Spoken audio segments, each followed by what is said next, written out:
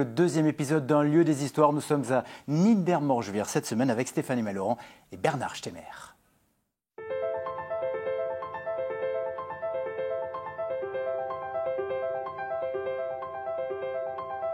Nous sommes aujourd'hui dans le vignoble de Niedermorschwihr et plus précisément sur les coteaux du Sommerberg, un grand cru qui est travaillé par une quinzaine de producteurs. Nous avons rassemblé 5 vignerons du village qui y travaillent, un terroir absolument exceptionnel.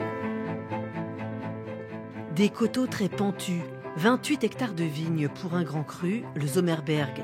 Ici, 2/3 des parcelles sont travaillées par 5 producteurs du village. La plus jeune, c'est elle. Laurent Valentine, au domaine Saint-Vendelin, Niedermorschwihr. Nous faisons tous les cépages sauf le muscat depuis 1992. Certaines familles possèdent leur domaine depuis plusieurs siècles. Je m'appelle Charlotte Boxler et donc là je suis avec mon papa Pierre Boxler et mon cousin qui est mon associé Florent Wyss et on représente le domaine Justin Boxler. On est la 11e génération, donc on est à Niedermorschwihr depuis 1672. Du coup là sur le Sommerberg on travaille 2 cépages, mais principalement le Riesling.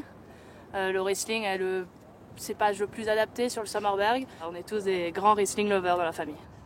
Toujours coupé dedans, pas tiré. Lui aussi est un grand Riesling lover. Claude Weinzorn, domaine de l'Oriel, vigneron indépendant à Niedermorschwihr depuis 13 générations. Particularité du vin, terroir exceptionnel, c'est un granit rose. C'est le seul granit dur d'Alsace, donc sans aucune concurrence. Terroir très solaire qui fait des vins extraordinaires avec un potentiel de garde énorme. Le Sommerberg, exposé plein sud, se situe entre 270 et 400 mètres d'altitude. Jean Boxler, domaine Albert Boxler. Donc on est vigneron dans la famille depuis 1672, je suis la 11e génération.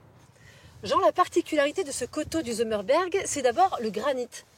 Ouais, c'est ça. Et là, on arrive vraiment devant une coupe parfaite du terroir du Sommerberg. On voit bien le granit dur, fissuré dans sa verticalité et qui laisse toute la possibilité aux racines de s'infiltrer à travers ces petites ces interstices, ces fissures. Et ça fait quoi, in fine, au vin que vous produisez? Donc il y a peu d'argile.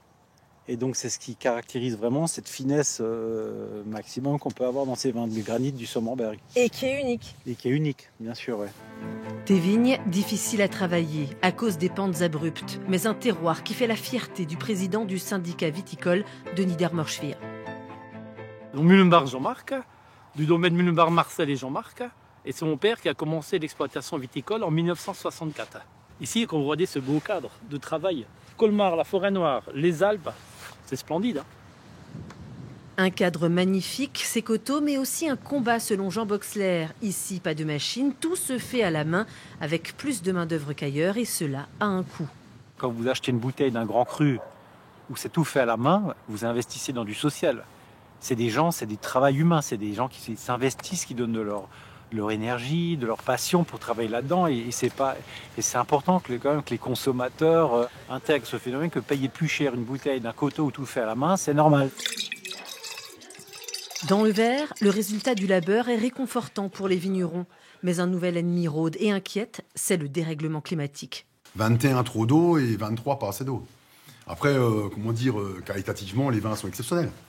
Par contre, faudra pas les rater parce qu'il n'y a pas beaucoup de bouteilles à vendre. Qu'est-ce qu'on peut vous souhaiter pour l'avenir? Des bonnes récoltes et la santé à tout le monde. Santé. Nous allons laisser les vignerons du Sommerberg discuter entre eux et demain, on se retrouve un peu plus haut au sanctuaire Notre-Dame des Trois Épis, un grand lieu de pèlerinage en Alsace.